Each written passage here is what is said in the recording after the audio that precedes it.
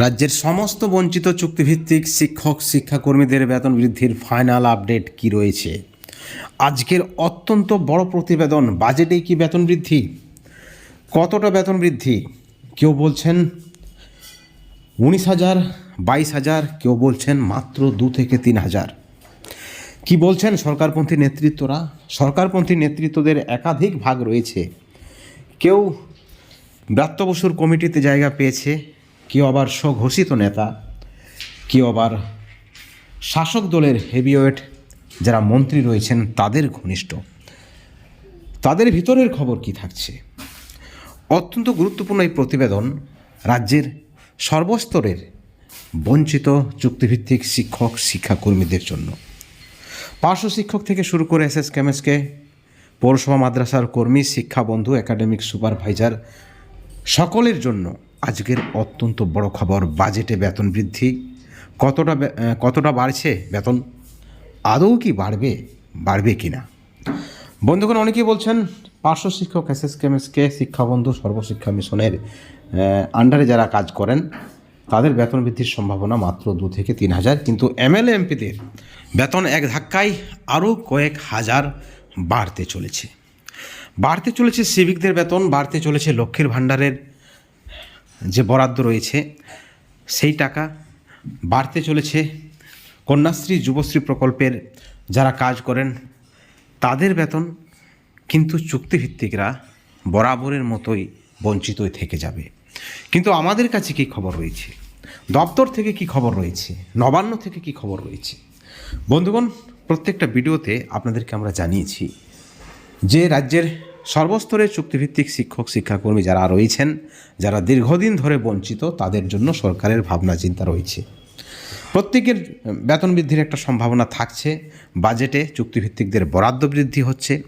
কারণ কি? কারণ আপনারা জানেন যে রাজ্য সরকারের যে মেয়াদ, সেই মেয়াদের সর্বশেষ পূর্ণাঙ্গ বাজেট 2026-এ বিধানসভা নির্বাচন এবং নির্বাচনের আগে চমক থাকছে। সেখানে অবশ্যই 100% গ্যারেন্টি লক্ষ্মীর ভাণ্ডারের টাকা 2 গুণ থেকে 3 গুণ হতে চলেছে। কারণ কি? কারণ ভোট ব্যাংক।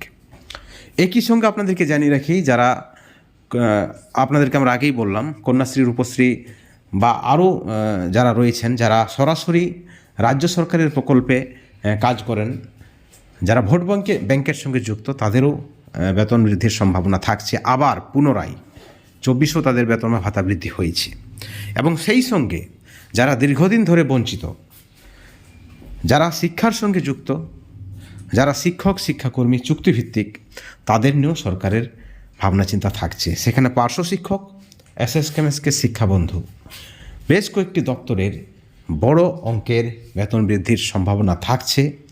এবং শুধু আমরাই বলছি না, একাধিক সংবাদ মাধ্যম, টিভি চ্যানেল থেকে শুরু করে সরকারপন্থী যারা নেতৃত্ব রয়েছেন তারাও কিন্তু আশা করছেন যে দীর্ঘদিনের এই বঞ্চনার অবসান হবে, বাজেটেই বরাদ্দ বৃদ্ধি হবে এবং এপ্রিলের মধ্যে ঘোষণা হবে, যেমনটা কিন্তু খবর রয়েছে। অর্থাৎ দীর্ঘদিনের বঞ্চনার অবসানের একটা সম্ভাবনা থাকছে। কিন্তু আপনারা সকলে জানেন, এই সরকারের আমলে যতক্ষণ না পর্যন্ত ঘোষণা হচ্ছে, জিও বের হচ্ছে, ততক্ষণ পর্যন্ত কোনো কিছুই বিশ্বাস নেই। এবং সরকারের যদি সদিচ্ছা থাকে, বিশেষ করে মুখ্যমন্ত্রী যদি চাই, তিনি রাত 12টায় যদি মনে করেন যে কাল সকালে পার্শ্ব শিক্ষক এসএস কেমএসকে, শিক্ষাবন্ধুদের বেতনটা বাড়াতে হবে, তাহলে পরের দিন 12টায় ঘোষণা হবে, এমনটাও মনে করছে অনেকেই। অর্থাৎ মুখ্যমন্ত্রীর কাছেই সব কিছু। এবং সব থেকে যেটা বড় আপডেট, মুখ্যমন্ত্রী স্বয়ং নাকি কোথাও না কোথাও একটা পজিটিভ ইঙ্গিত দিয়েছেন, যেমনটা বিভিন্ন দপ্তরের আধিকারিকরা বলছেন, আকারে ইঙ্গিতে শিক্ষামন্ত্রী বলেছেন, সরকারপন্থী নেতৃত্বরাও কিন্তু তেমনটাই আশা করছেন। এখন প্রশ্ন হচ্ছে, দীর্ঘ 20 বছর, 22 বছরের বঞ্চনার যদি অবসান না হয়, তাহলে শুধুমাত্র যারা ভোট ব্যাংকের সঙ্গে সরাসরি যুক্ত তাদের নিয়ে যদি সরকারের ভাবনা চিন্তা থাকে, তাহলে সেই ভাবনা চিন্তাটা কি আদৌ সদর্থক বা পজিটিভ?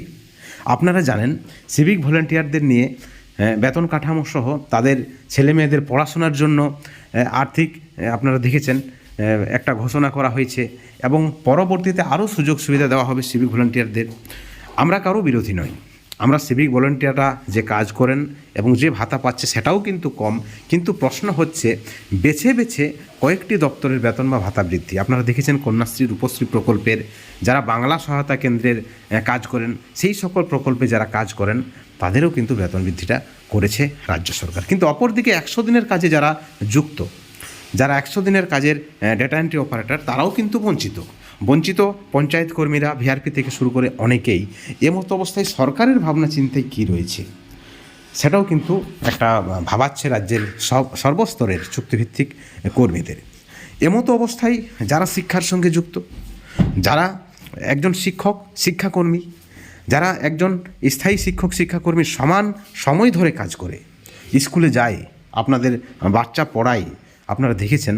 আপনারা যদি দেখেন প্রাথমিকে যারা প্রাথমিক পার্শ্ব শিক্ষক রয়েছেন, তারা পার্শ্ব শিক্ষক মানেই স্থানীয় ভিত্তিতে নিয়োগ, এবং স্থানীয় ভিত্তিতে নিয়োগ হওয়ার কারণে একজন স্থায়ী শিক্ষককে যতটা না চেনে একজন অভিভাবক, তার থেকেও বেশি চেনে এই সকল চুক্তিভিত্তিকদের, পার্শ্ব শিক্ষকদের, এসএসকে এমএসকেদের।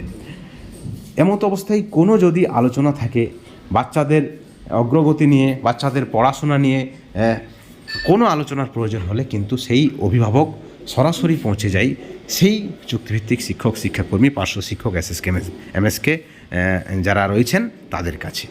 অর্থাৎ শিক্ষার ক্ষেত্রে এই সকল চুক্তিভিত্তিকদের গুরুত্ব অনেক বেশি আমরা মনে করি, এবং তাদেরকে বঞ্চিত রেখে রাজ্য সরকারের উন্নয়ন, মাটি মানুষের সরকারের উন্নয়ন কিভাবে, এই প্রশ্নটাও কিন্তু আমাদের থাকছে আজকের এই ভিডিওতে।